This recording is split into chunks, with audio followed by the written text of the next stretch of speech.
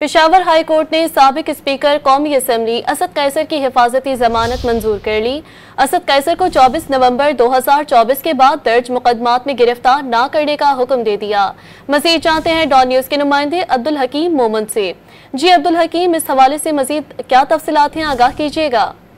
जी बिल्कुल, Peshawar high court के दो रुकनी bench chief justice Ishtiaq Ibrahim और जस्टिस एजाज अनवर ने साबिक स्पीकर असद कैसर की समाअत की और अदालत ने असद कैसर को हिफाजत जमानत दे दी और 24 नवंबर 2024 के बाद दर्ज मुकदमात में गिरफ्तार न करने का हुक्म दिया है, जबकि कमिश्नर IG इस्लामाबाद को 15 दिन में असद कैसर के हवाले से दर्ज मुकदमात की तफसील भी अदालत में जमा करने की हिदायत की गई है।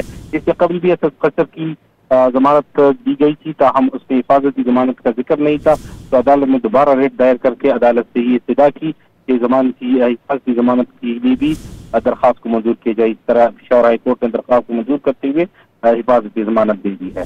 बिल्कुल अब्दुल हकीम, तफसीलात से आपने आगाह किया, शुक्रिया।